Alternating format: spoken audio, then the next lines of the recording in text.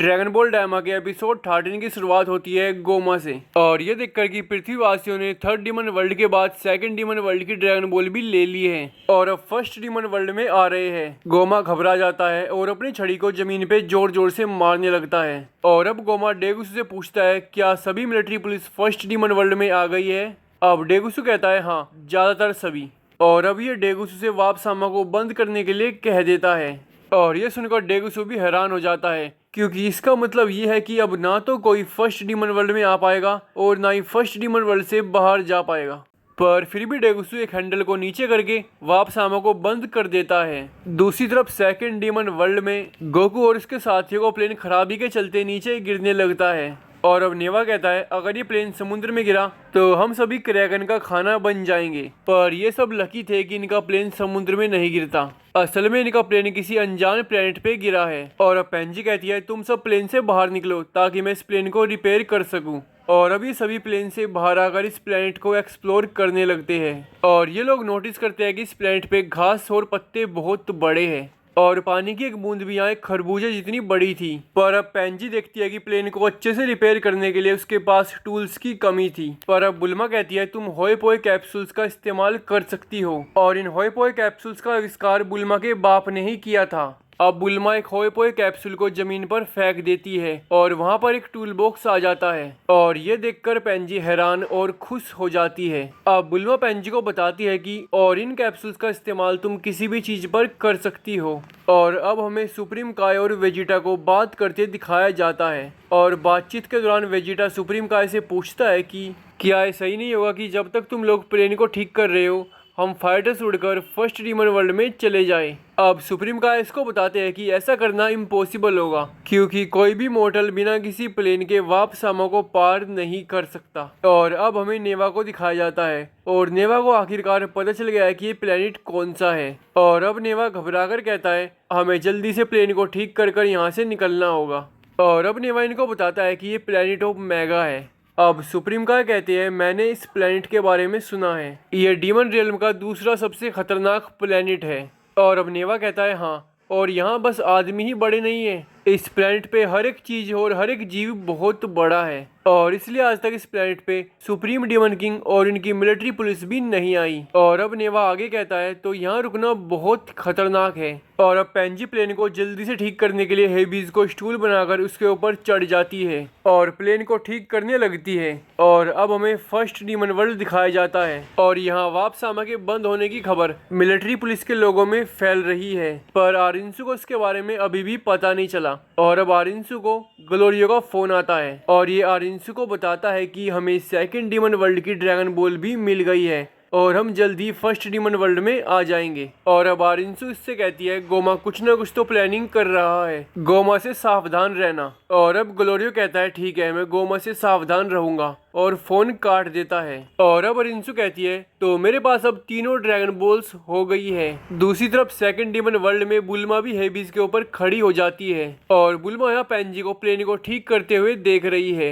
और अब बुल्मा पेंजी से पूछती है ये हरा पत्थर क्या है। अब पेंजी बुल्मा को बताती है कि ये माजी लाइट एलिमेंट है और इसकी वजह से ही डीमन रियल में प्लेन उड़ पाते हैं। पेंजी आगे कहती है और ये इतना बड़ा पत्थर लगभग 30 साल तक पावर जनरेट कर सकता है। अब बुल्मा पूछती है तो क्या ये कीमती है। पेंजी कहती है हाँ और बुल्मा को बताती है कि सेकंड डीमन वर्ल्ड का ऊपर का हिस्सा और थर्ड डीमन वर्ल्ड का नीचे का हिस्सा मैजिलाइट से बना हुआ है। और अब बुल्मा पूछती है तो क्या कोई कितना भी मैजिलाइट ले सकता है। अब पेंजी कहती है बिल्कुल भी नहीं, सुप्रीम डीमन किंग ने थोड़ा सा भी मैजिलाइट लेने पे रोक लगा रखी है और अगर कोई मैजिलाइट लेता हुआ पकड़ा गया तो उसकी सजा है सजाए मौत। अब बुल्मा बोलती है काश मैं थोड़ा मैजिलाइट ले पाती। पर अब पेंजी बुल्मा को कहती है तुम चिंता मत करो, बस एक बार ये गोमा का किस्सा निपट जाए तो मैं अपने बाप से पूछ लूंगी क्योंकि कोई ना कोई तो ऐसी जगह होगी जहाँ से मैजिलाइट चुराना आसान होगा। और अब हमें गोकू को दिखाया जाता है और ये अभी फल खाकर हटा है पर अब इसके ऊपर एक हैमस्टर अटैक कर देता है। गोकू इस हैमस्टर से बचकर भाग ही रहा था कि तभी यहाँ 15-20 हैमस्टर आ जाते हैं और गोकू के साथ साथ इसके सारे साथियों पर हमला कर देते हैं। वेजिटा इन हैमस्टर को बहुत पीटता है पर ये भी जिद्दी थे ये हार नहीं मानते। और बात करें पिकलो और ग्लोरियो की तो ये लोग हैमस्टर से अपना प्लेन बचाने लगते हैं। पर अब यहाँ पर कोई आने लगता है और उसके पैरों की आहट सुनकर हैमस्टर्स यहाँ से भाग जाते हैं। और ये और कोई नहीं, एक मैगाथ चाइल्ड था।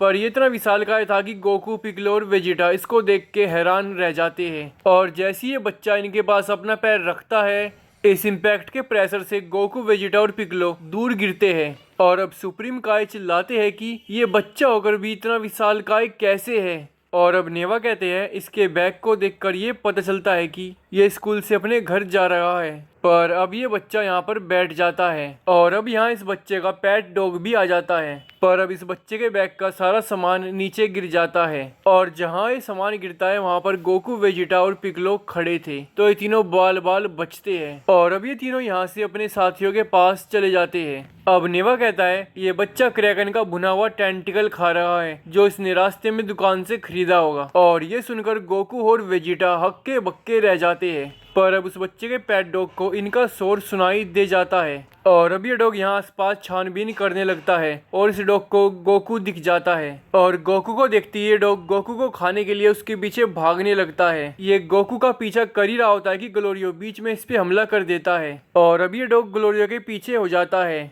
और जब ऐसा लग ही रहा था कि ये ग्लोरियो को मार देगा, वेजिटा बीच में आकर इस डॉग को एक जोरदार पंच मार देता है। और अब ग्लोरियो, पिकलो, गोकू और वेजिटा से कहता है इस डॉग को प्लेन से दूर रखो।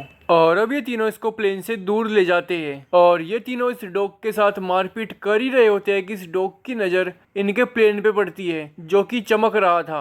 और ये डॉग अब सब कुछ छोड़कर इनके प्लेन की तरफ तेजी से बढ़ने लगता है। इनमें से कोई भी इस डॉग को नहीं रोक पा रहा था। और अब गोकू में हाँ अटैक करता है और ये अटैक इतना पावरफुल था कि वो पेट डॉग दूर जाके गिरता है। पर इस अटैक की वजह से उस बच्चे का ध्यान भी इन पर आ जाता है और ठीक इसी समय बुल्मा और पेंजी ने भी प्लेन को रिपेयर कर दिया था।